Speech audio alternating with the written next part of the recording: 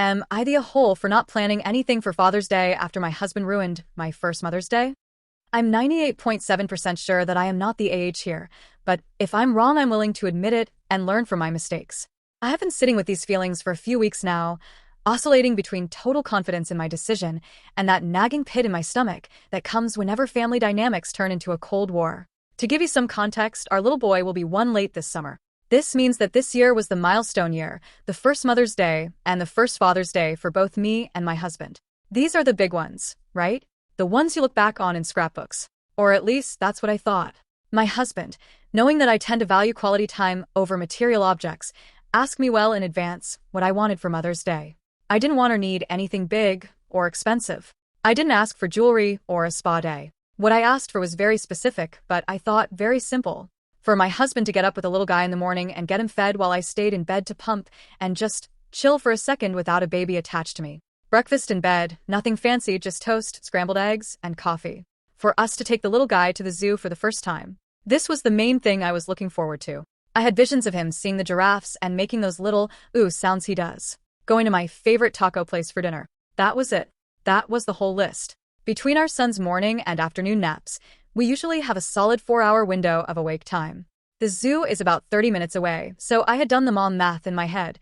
If we left as soon as he got up from his morning nap and finished his bottle, we'd have a solid 2.5 hours at the zoo. Worst case scenario, he could sleep in the car on the way home. It was a foolproof plan.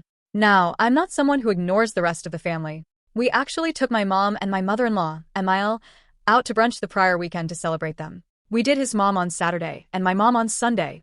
I also spent time picking out thoughtful little presents and flowers for both of them to celebrate their first Mother's Day as grandparents. I arranged everything.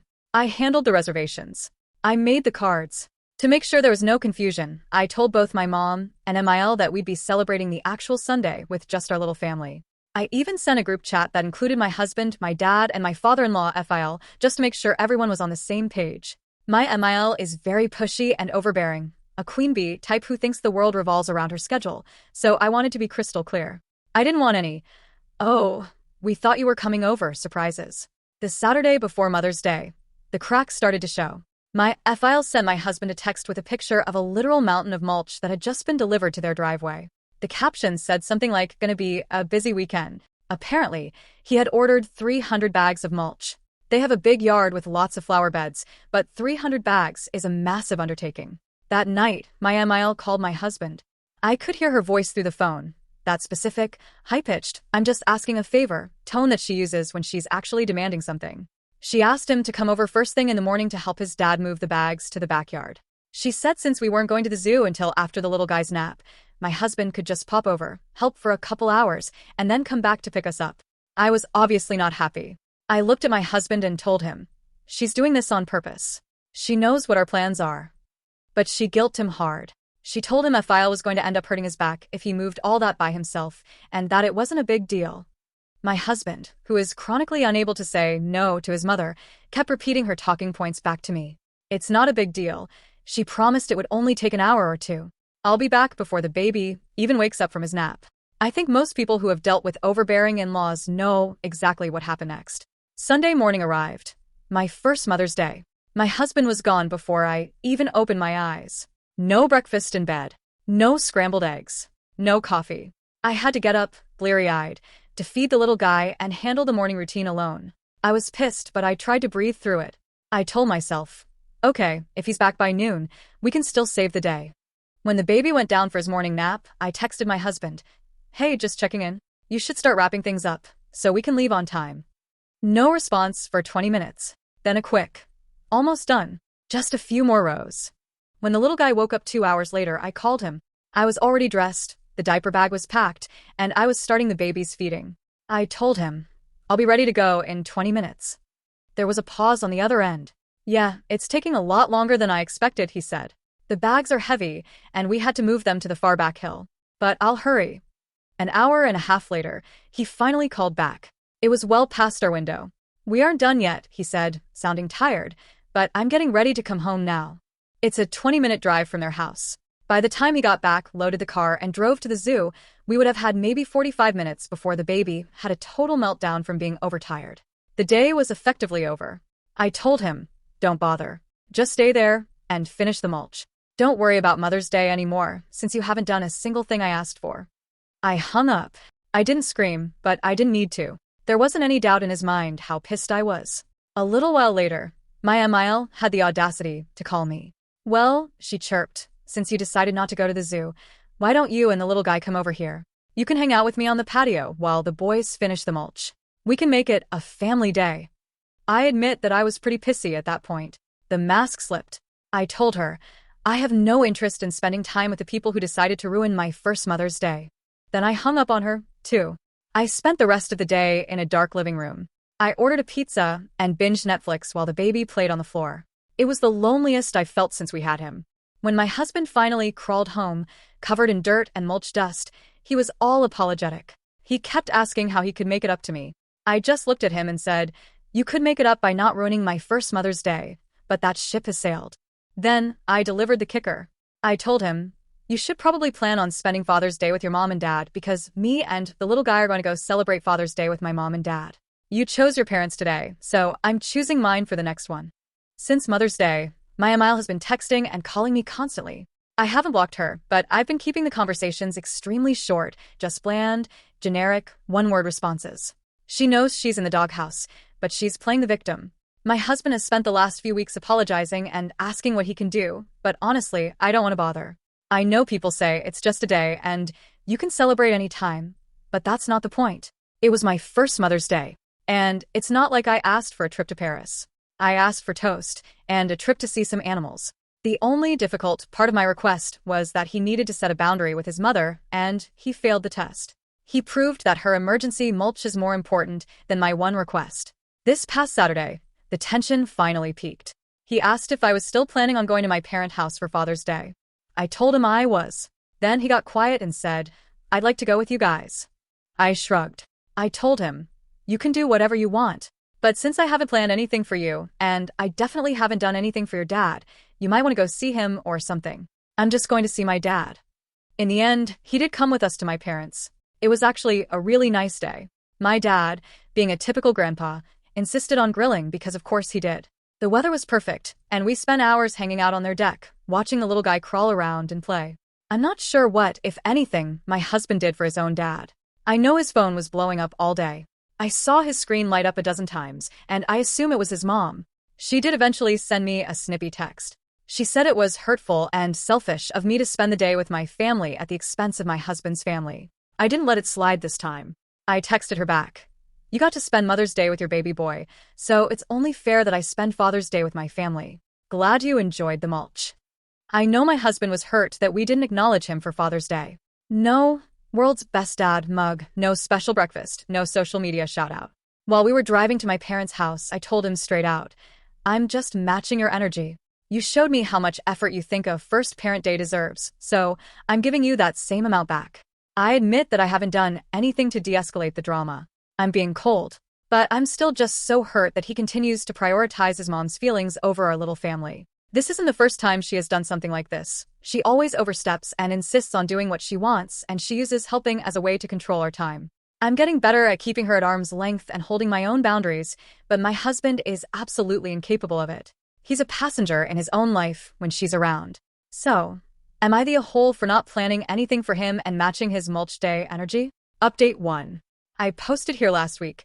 You can find it in my profile if you want the backstory. I wanted to thank everyone. I've had a lot of people asking for an update, so here we go. This weekend, my husband and I sat down and talked about everything. I expressed to him how incredibly upset and disappointed I was at how both Mother's Day and Father's Day went down. I really wanted to recognize and celebrate my husband for FD, every bit, as much as I hoped he would recognize and celebrate me for MD.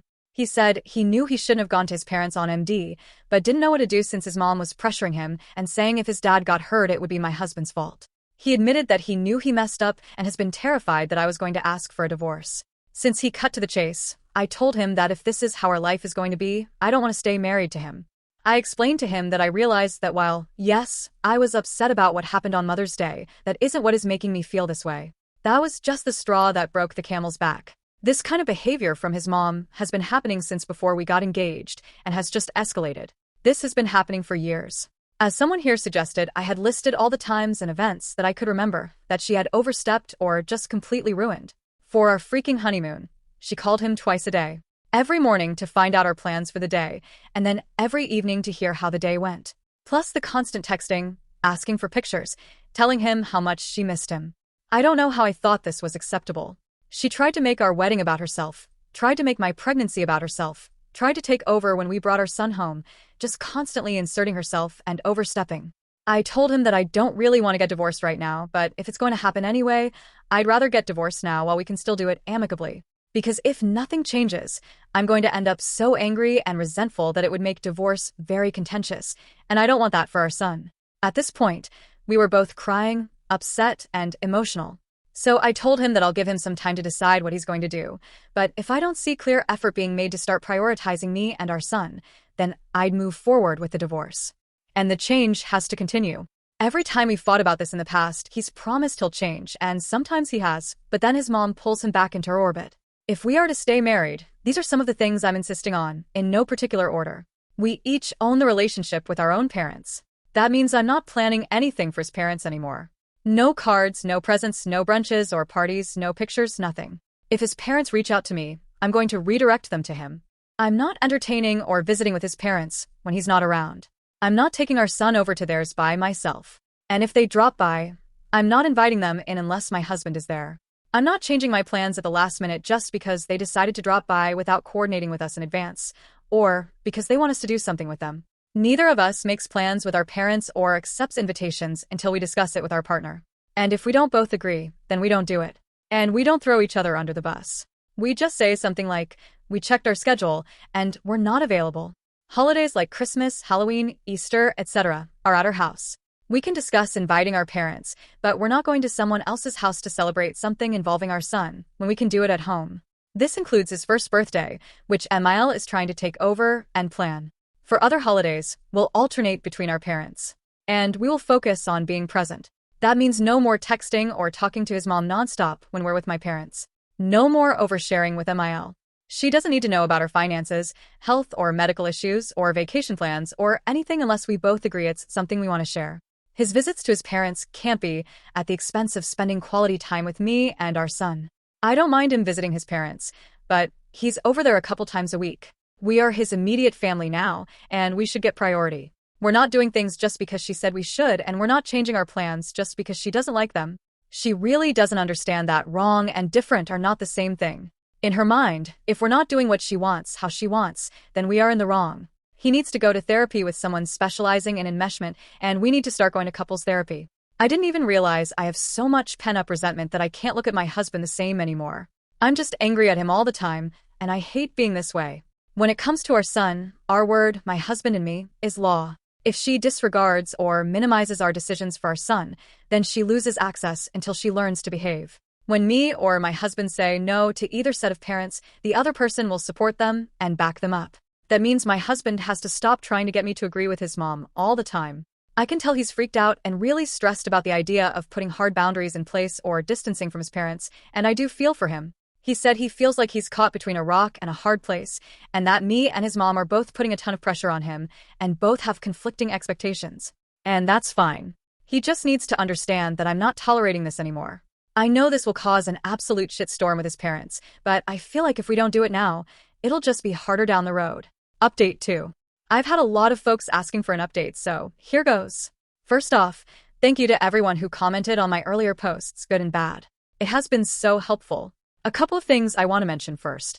A lot of commenters have been saying that I knew what I was getting into when I married DH, so this whole thing is as much my fault as anyone else's, and if I didn't want a mama's boy, I shouldn't have married one. Yep, you are 100% correct.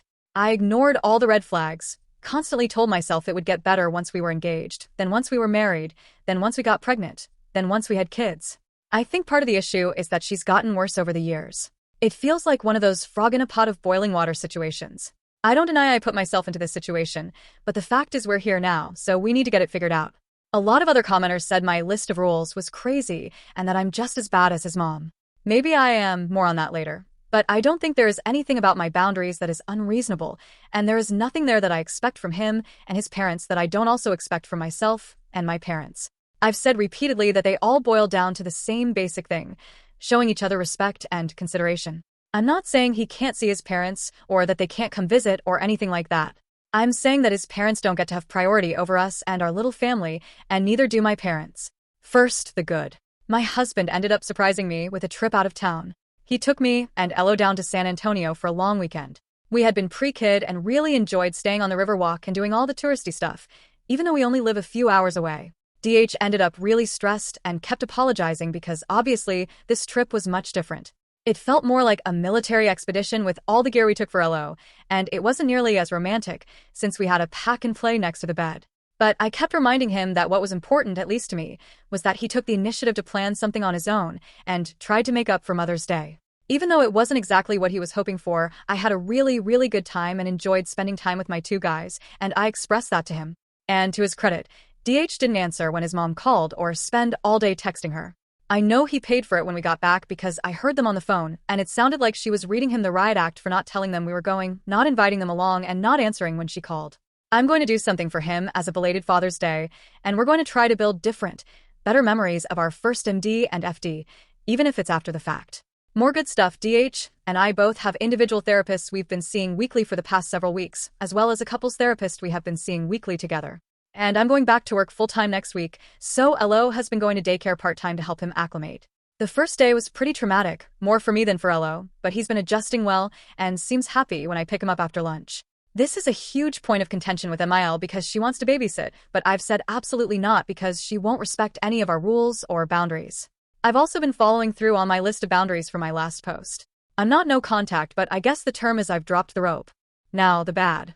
For Elo's first birthday, I was planning something small and casual at our house. Just our parents and a few close friends, like 10 to 15 people max, counting me and DH. I was going to make a smash cake for Elo and more grown-up type food, snacks, and dessert for us and our guests. I was planning some low-key decorations because, let's be honest, this kind of party is for the adults. Kiddo isn't going to remember any of it, so I didn't want to go overboard. And Mael hated everything about it and wanted to do it at her house, invite all her friends and relatives, serve more kid-centric food, get a store-bought cake with all that super sweet icing, and go nuts with decorations. I told her no, absolutely not. Our kid, our house, our plans. She went crying to DH and he tried to talk me into letting her have her way. This has been a constant theme. And Mael oversteps, I complain, DH puts up boundaries, and then just as quickly, DH forgets about the boundaries. We were able to talk about this in one of our early couple sessions, and it was pretty enlightening. I'm sure all the people saying DH just ended up marrying someone just like his mom will be gratified to know our counselor said, OP can have a forceful personality. So yeah, I'm bossy, pushy, opinionated, etc. How it came up is we were talking about the party, and I was saying what I wanted to do, and why I didn't want to let my MIL take over. DH was trying to explain why we should accommodate MIL. The therapist interrupted us and asked DH what he wanted to do. DH started talking about my plan versus his mom's plan, and the therapist stopped him and asked again what he wanted. Based on his reaction, I don't think anyone has ever seriously asked him that. He had a complete deer-in-headlights look, and I really thought he was going to bolt or start crying or both. How we ended it is that if he truly doesn't have an opinion or doesn't care, then he should probably defer to my approach as his wife. He shouldn't delegate his right to decide to his mom. If he really wants to do it her way, then he needs to express that and say he wants to do it her way because he actually wants to, as opposed to doing it her way just to avoid upsetting her. Or, if he wants something completely different, he needs to express that. But his mom's opinion is not and cannot take precedence. There's nothing wrong with her expressing her opinion and him agreeing, but that needs to be an active process, as opposed to him just doing something because she said so. That was followed up by a conversation about how I have strong thoughts and opinions, and I need to give him room to have his own. So rather than saying, I want to do X, and then expecting him to agree or disagree, I need to say something like, for Elo's birthday, I have some ideas, but I'd like to hear what you think first so we can decide together.